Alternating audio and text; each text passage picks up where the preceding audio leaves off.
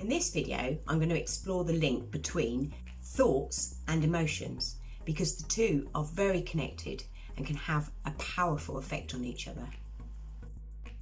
What we think can affect our emotions, and our emotions can affect what we think. The two are strongly linked.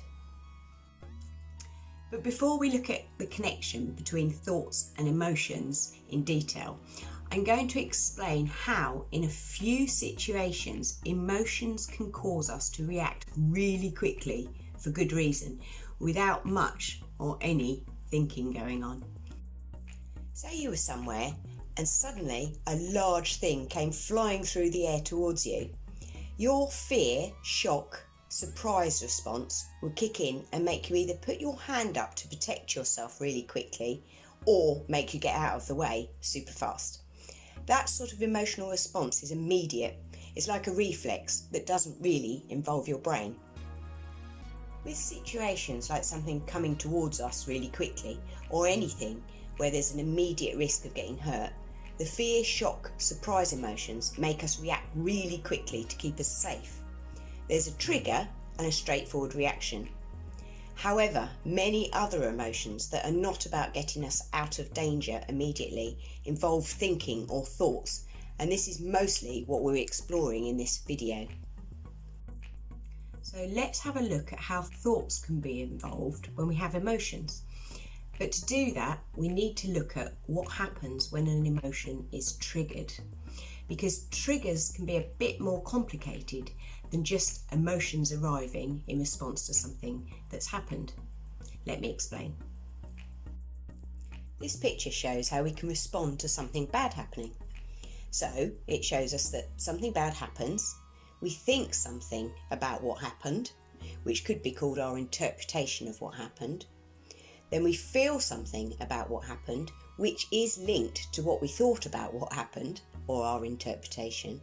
And then we might do something about what happened. In other words, we have a reaction to the situation. So let's look at an example.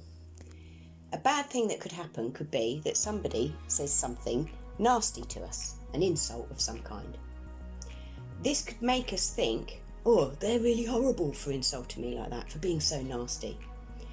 What we could then end up feeling is anger. And then the way that we react could possibly be that we're nasty back to that person.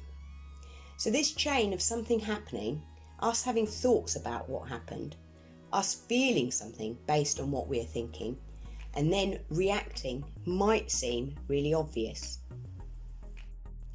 But to get good at managing emotions, we need to try and notice what we are thinking immediately after something happens to us, which is easier said than done.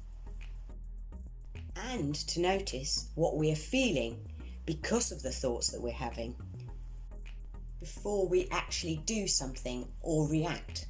Otherwise, there's a danger that what we do when something bad happens can make the situation worse, like simply being nasty back to someone who has just said something nasty to us. It's true to say that what often happens is that we don't always notice that a thought has arrived in our heads linked to whatever happened, and we don't always notice that an emotion has arrived, especially the ones that can sometimes arrive quite quickly and strongly, like feeling angry, scared or nervous.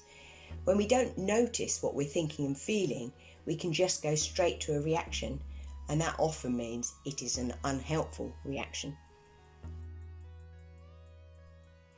But you can see how what you think affects what you end up feeling.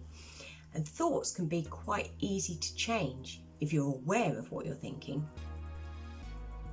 So let's take a look at some examples of how our thoughts or our interpretations about something that's happened can change or affect our emotional response. Imagine you're sitting in a room and a person that you've just been talking to leaves the room, but as they leave, the door slams really loudly. In response to that situation, you could think, they did that deliberately to annoy me. Or you could think, the wind must have caught that door. How do you think you would feel after each of those different thoughts? Maybe stop the video so you've got time to think about it. Here's another example. Supposing someone insults you or says something really nasty to you. You could think, they're right, I'm useless. Or you could think, they're a really nasty person and I hate them. Or you could think, they must be really grumpy today. I wonder what's up with them. How do you think you would feel after each of these different thoughts? Again, you might want to stop the video while you have a think. And what about if your maths teacher tells you that you've got a maths test the next day and you always worry about tests? You could automatically think, I'm going to do really badly. Or you could think, I hate tests. Or you could think, I'll do my best as that's all I can do. How do you think you would feel after each of these different thoughts? So can you see how the same situation can have different thought responses? And some of those thoughts will make you have uncomfortable emotions and others less so. So, taking time out to consider what we're thinking and what we're feeling about any particular situation or something that's just happened can start to make us feel a bit more in control of our reactions and sometimes even our emotions. And it might seem obvious to say, but different people can have quite different responses to exactly the same thing happening. So if we think of the example of somebody being nasty to us, how somebody responds when somebody's just been nasty to us can depend on our mood.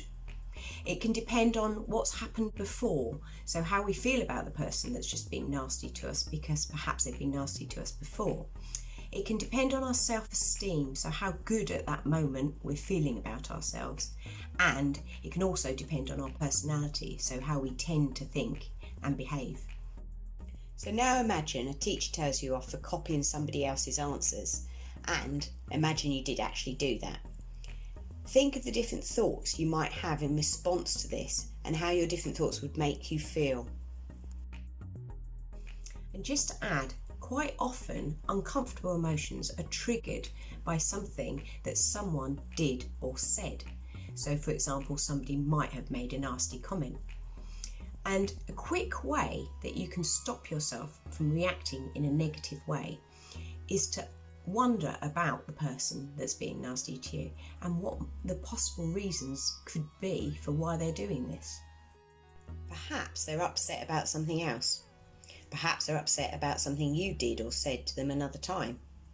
Or perhaps they're just tired and grumpy and not noticing how they're behaving.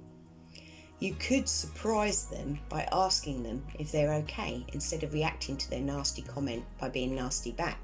But it does take a lot of emotional intelligence to do that in the heat of the moment. So what have we learned?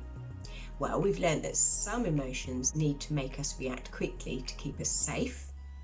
We've learned that feelings and thoughts totally affect each other.